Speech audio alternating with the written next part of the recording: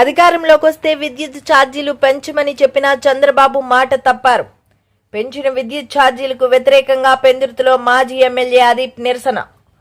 అధికారంలోకి వస్తే విద్యుత్ ఛార్జీలు పెంచమని చెప్పిన చంద్రబాబు అధికారంలోకి వచ్చిన తర్వాత విద్యుత్ ఛార్జీలు పెంచి పేద ప్రజలపై పెనుభారాన్ని మోపుతున్నారని పెందుర్తి మాజీ ఎమ్మెల్యే అదీప్ రాజు ఆరోపించారు. పెంచిన విద్యుత్ ఛార్జీలకు వ్యతిరేకంగా వైఎస్ఆర్ కాంగ్రెస్ పార్టీ రాష్ట్ర వ్యాప్తంగా నిరసనకు పిలుపునిచ్చిన నేపథ్యంలో శుక్రవారం పెందుర్తిలో మాజీ ఎమ్మెల్యే అదీప్ రాజ్ ఆధ్వర్యంలో నిరసన తెలియజేశారు.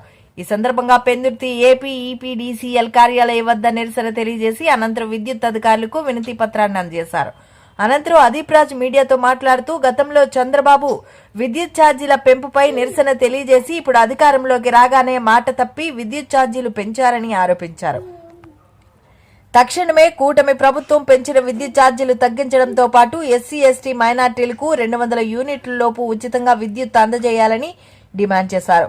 లేని పక్షంలో ప్రజల పక్షాన వైఎస్ఆర్ కాంగ్రెస్ పార్టీ పోరాటం చేస్తుందని వెల్లడించారు. ఈ కార్యక్రమంలో స్థానిక వైసీపీ నేతలు భారీగా పాల్గొన్నారు.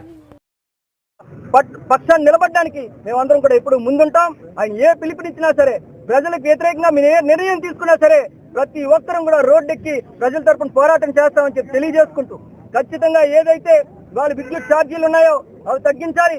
స్మార్ట్ మీటర్లు అనేటువంటి అంశాన్ని వెనక్కి తీసుకోవాలి. ఏదైతే ఎస్సీ ఎస్టీస్ కి 200 యూనిట్లు ఫ్రీగా వచ్చేవారో దాన్ని కూడా కొనసాగింపు చేయాలి. వాళ్ళ మీద అధిక భారం పెట్టకూడదని చెప్పి ఇవాళ డిమాండ్ చేస్తూ వాళ్ళ పెందుర్తి నియోజకవర్గంలో ఉన్నటువంటి ప్రతి ఒక్క వైఎస్ఆర్ కాంగ్రెస్ పార్టీ నాయకులు, ముఖ్యంగా పెద్ద జెడ్పీటీసీలు, ఎంపీపీలు, పెద్దలందరూ కూడా ఇవాళ తోడై వచ్చి వాళ్ళ కార్యకర్తలందరూ కూడా ఇంత పెద్ద ఎత్తున కార్యక్రమాన్ని సక్సెస్ చేసినందుకు ప్రతి ఒక్కరికి కూడా పేరు పేరున హృదయపూర్వక ధన్యవాదాలు తెలియజేసుకుంటూ సెలవు తీసుకున్నాను. జై హింద్.